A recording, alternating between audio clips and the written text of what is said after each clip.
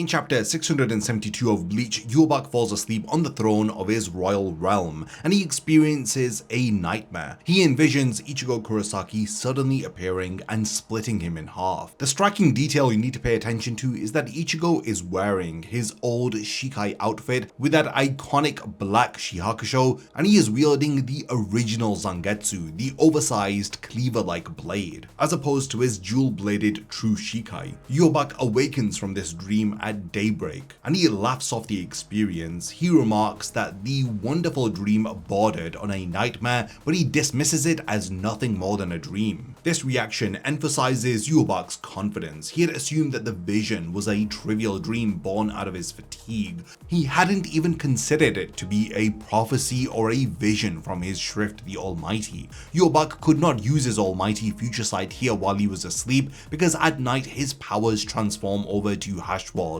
so he believed that this gruesome scene was merely an idle fear and not a future that he needed to avert. Moments after this, Ichigo and Orihime arrive within Yhwach's chamber, prompting him to greet Ichigo as his son of darkness, and they begin their battle. Some fans have theorized that while Haschwalth had the powers of the Almighty, he had seen this vision of Ichigo in his old Shikai outfit defeating Yhwach, and he was responsible for sending this vision to Yhwach before he had woken up. If this is true, then Haschwalth would have been deeply concerned by this vision, to the point that he would have been confident that this is the future that was going to occur. But what's weird is that when Yhwach gets his powers back, Haschwalth is still confident that they are gonna win against the Shinigami. Do you really think he would be that cool, calm and collected if he had just seen a vision of his boss being defeated in the future? This dream ends up becoming a key piece of foreshadowing. During chapter 684, while the final showdown against Yhwach is going on, the nightmare vision comes true almost precisely.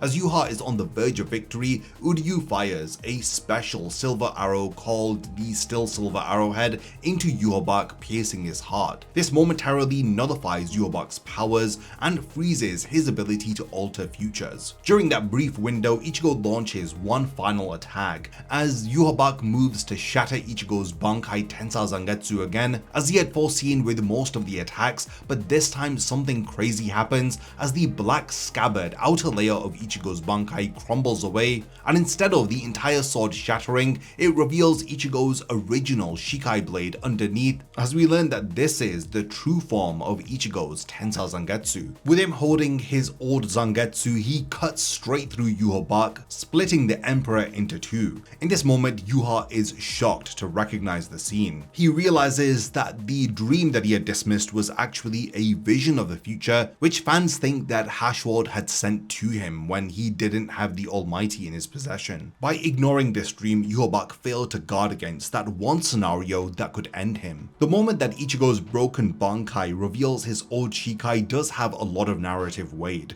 It symbolically brings Ichigo's journey full circle. Some fans had noticed the details of the vision from chapter 672, how Ichigo was in his old attire, how the original Zangetsu was present, as this was a major hint that this old form of Ichigo would play a major role later in the story. Yhwach's entire existence at this point in the story heavily relies upon the Almighty. He sees every possible future at the same time, and he chooses which one becomes reality. He is able to rewrite futures where he dies, so why would he confuse a vision from the future as being just simply a dream? Fans speculate that his arrogance got the better of him, that he was so confident that he was going to win, he had this one major oversight where he had ignored this vision as a dream. He would have seen Ichigo in that old Soul Society arc outfit and had thought that his brain was just playing tricks on him. At the point where Yhwach defeats Ichigo and destroys his true Bankai, having absorbed his Quincy and Hollow powers, his arrogance would have been proven right, and victory was all but certain for him. Some fans have speculated that Haschwalth had sent that vision to Yhwach as a way to help him, while others argue that Haschwalth intentionally sent him that vision of Ichigo's strike in the future as a subtle act of betrayal. So this theorizes that Haschwalth foresaw a possible future of Yhwach's defeat,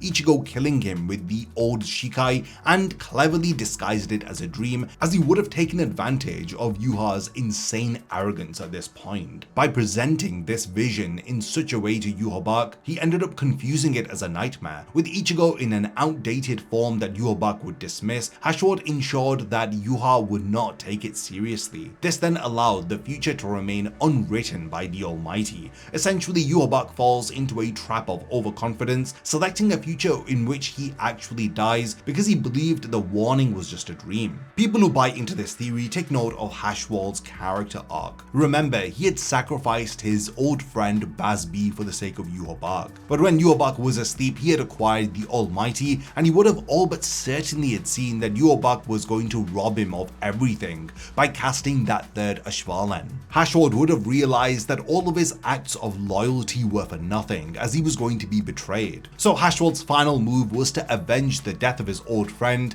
and to make his betrayal mean something by orchestrating the downfall of Yhwach from within. It is a pretty good theory. Haschwalth's secretive actions had forced Yhwach's own power to kill him, as he exploited the Quincy Emperor's tendency for ego, arrogance, and to overlook things that he cannot imagine. This theory casts Haschwalth in a very heroic light, suggesting that his last conscious choice was to tip the scales against his master. If this theory were to have been true, then why did he go after Uryu? Because the way that Haschwalth was framed after Yhwach had gained the Almighty, it had appeared as though he was still loyal to the Quincy Emperor. After Yhwach's cut, he realizes that what he had seen was the future with his own eyes, and he thought that it was a dream. He then says that you made me see Haschwalth. This implies that Haschwalth's intent was not to betray Yhwach, but he was behaving loyally here. Some have stated that if Haschwalth really wanted to warn Yhwach, then why did he deliver an ambiguous dream to him? Why didn't he just use words, since they appear to have a psychic link? It's possible that Haschwalth showed the future without any bias, and Yhwach's own arrogance interpreted it wrongly. This perspective sees Haschwalth as remaining loyal, and he did after all, as he told Uryu that he believed that Yhwach was unbeatable, even as he let Uryu go help Ichigo. I think Haschwalth betraying Yhwach only makes sense if he had seen a vision of Yhwach casting that third Haschwalth. If Haschwalth had learned that Yhwach was going to betray him, then I'm confident that his acts of loyalty, like killing Bazb, would have forced him to betray Yhwach. But on the off chance, if Haschwalth was acting genuinely out of loyalty, then Yhwach's downfall is entirely the result of its own hubris and the fundamental limits of the Almighty, as it cannot guard against what the user doesn't take seriously. We know for a fact that Yhwach dismissed the dream, and he only realized what the dream had meant moments before his death. Another aspect about this vision is Kubo's intent by showing us Ichigo's old Zanpakuto. Ichigo's entire journey of power has been about integrating these different inherited aspects of his power into one. So his Shinigami, Hollow, Quincy, and human side have all been harmonized and integrated into his dual-bladed Shikai, which we see during the 1000-Year Blood War arc. This is power stacking upon more power. But in order to defeat Yhwach, what does Ichigo do? He goes back to square one.